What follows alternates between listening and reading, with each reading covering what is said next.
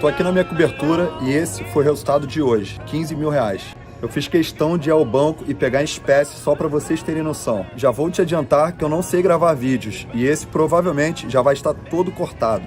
O que mais tem na internet é 7-1 programado para te enganar. Essa é a grande verdade. Gente que não tem resultado nenhum e quer vender milagres na internet. Nunca nem saíram do Brasil e moram debaixo do teto da mamãe. Eu posso ser um desses 7-1? Posso. Talvez eu até seja. Como é que vocês vão saber? Fale o seguinte, galera. Entre no meu Instagram. Europa é minha segunda casa. Vou todo ano para Grécia, Paris, Tailândia, Estados Unidos e sempre muito bem acompanhado. Meus amigos, não tenho carro, não gosto de dirigir, tenho apenas jatos e helicópteros. Meu nome é Diego Aguiar e há anos todos querem saber o que eu faço. Imploram para andar, trabalhar comigo e ter a minha vida. Eu tenho uma boa notícia. Agora você também pode. Sou amigo de famosos no mundo todo. Whindersson, Orochi, Ludmilla, Anitta, Post Malone, Taiga, Dennis DJ. Então vamos lá, vou revelar o meu segredo. Trabalho com o mercado financeiro há mais de 10 anos, já estou aposentado há mais de 5. Faz o seguinte, meu amigo, se você acha que isso tudo é uma grande mentira, sai do meu site agora, faz esse favor pra mim. É o seguinte, eu vi muito safado 7-1 vendendo cursos ridículos na internet e eu nunca vendi nenhum curso de nada. Eu ganho dinheiro do mercado e não vendendo cursos. Estou aqui hoje para mudar tudo isso. Vou te entregar conteúdo de qualidade e não vou estar ganhando nada com isso. Presta muita atenção como tudo isso vai funcionar. Meus traders fazem operações no mercado de opções. Sempre que eles forem fazer uma operação, eles vão mandar para vocês copiarem apenas clicando em um botão. Resumindo, você vai ter o resultado de um profissional mesmo sem entender nada. Eu sou multimilionário e copio todos esses sinais. E como você vai saber se isso funciona, se é verdade ou não? Muito fácil, basta comprar agora, o preço é ridículo. Como eu disse, eu não ganho nada, o dinheiro vai todo para minha equipe. E se você não gostar, não tem problema. Pede o dinheiro de volta que eu devolvo na mesma hora. Já me alonguei muito, então clica no botão agora. Caso ele esteja funcionando, significa que ainda tem vaga. Se não estiver funcionando, me manda uma mensagem no Instagram. Lembrando sempre, a prioridade são minhas amiguinhas. Te vejo no meu curso ou nas melhores festas do mundo. De certa forma, não conseguem visualizar o tamanho do problema, assim. Porque já é um problema jogar quarta e domingo toda semana. Você imagina jogar domingo, terça, quinta e domingo.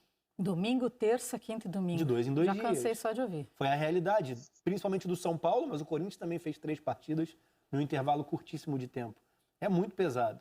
E aí passa muito mais por essas observações. Você vai estar identificando rendimentos individuais, mas você vai sempre ter que contextualizar a questão coletiva. Porque o time muda muito, porque os jogadores não se repetem, porque tem que descansar, porque há pouco período para treinamento. Então tudo isso influencia. Sendo que a temporada anterior não teve um intervalo para o início dessa. Então são várias questões que se acumulam e influenciam no jogo que a gente está acompanhando. Vamos colocar do lado do Roger agora também, Luiz Carlos Júnior, mais conhecido como o rei da selfie, King. Seja bem-vindo, King. Isso é uma e Ana calúnia. Thaís com ele. Olha só, eu fico feliz de estar com uma certa distância, que você que não está muito perto de mim é muito bullying, entendeu? Eu saio sofrendo. Como eu estou mais distante hoje, você me preserva um pouquinho mais, o que eu acho ótimo. Eu te preservo, tá bom. Você me preserva. E me colocou do lado do galã mor, Mr. Flowers, né? Olha aí, Roger, ainda sobrou pra você. Não, mas eu tô com você, Karine. Ele é o nosso king das selfies. Não conheço ninguém no mundo que goste mais de selfie que ele. Viu? Karine! Apresento Karine Alves. Pode ter um rei e uma rainha, gente. Não é proibido, não. Não dá ideia.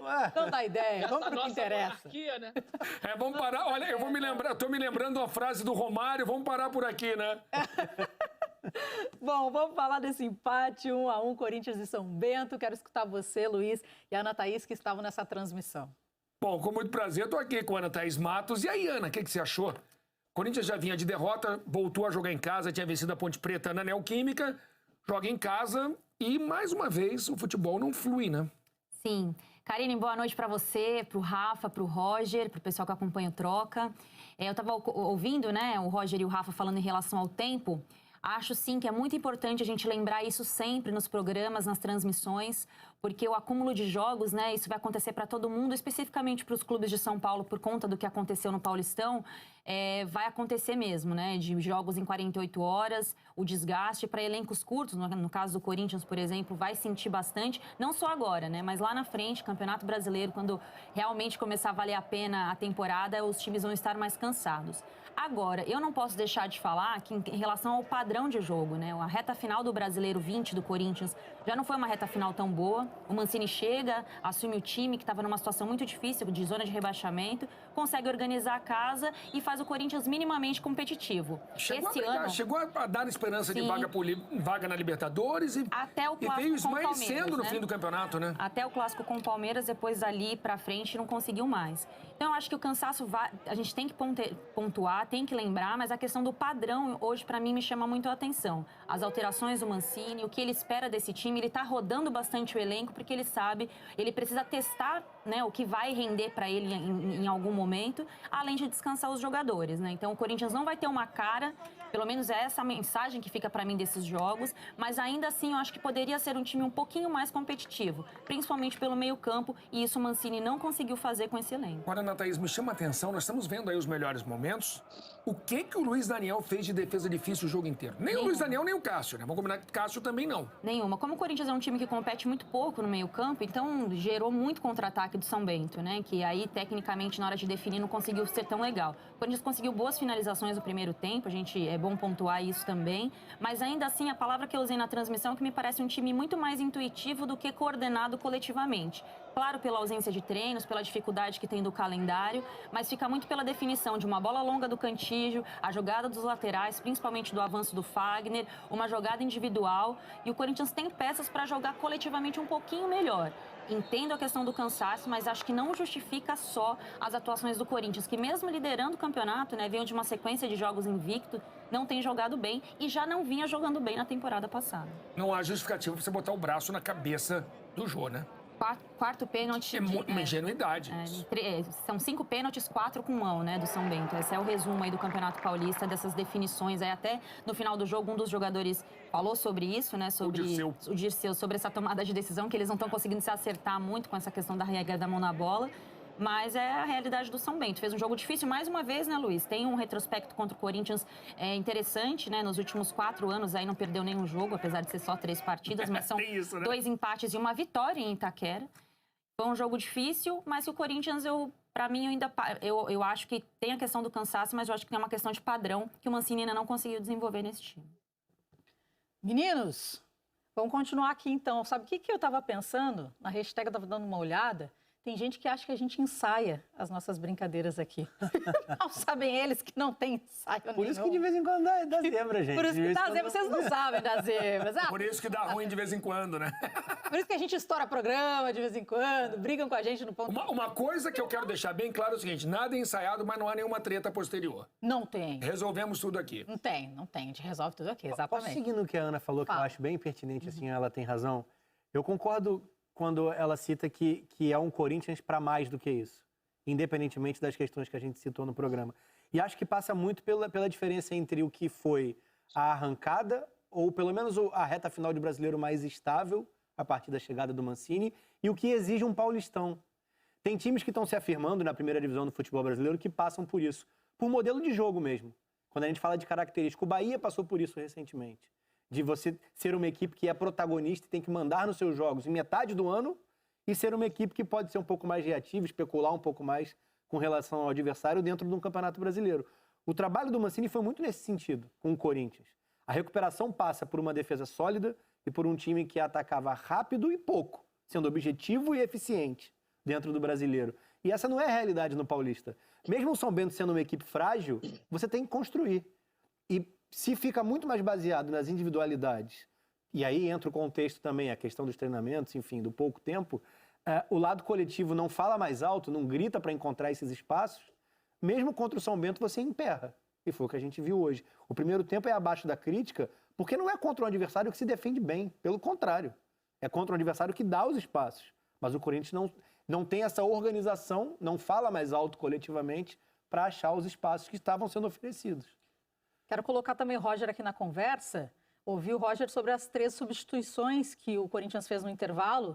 Saíram Vitinho, Cauê e o Varanda, entraram o Luan, Jô e Otero. E o Corinthians realmente acabou mudando a postura na segunda etapa. São 3 jogadores mais experientes, né? Com uma bagagem muito maior, que conseguem suportar um pouquinho mais a pressão. E aí as escolhas, né, de iniciar com um trio tão jovem assim, ainda mais com o Gustavo Mosquito do lado direito, né?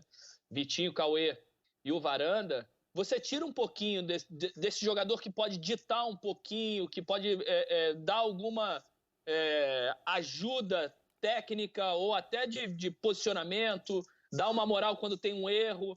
Então, quando você reúne muitos atletas jovens, né, você corre esse risco das coisas não passarem a funcionar e você não ter nenhuma voz experiente ali entre eles para poder dar um pouquinho de confiança, dar um pouco de moral, dizer, olha, segura um pouquinho mais, na próxima não vai, roda por trás da bola, faz a bola girar para o outro lado, dá um pouco de descanso do teu lado. Então, eu acho que mais ou menos assim. Por isso que muitas vezes não funciona essa questão. Não, vamos botar só molecada. Molecada joga muito.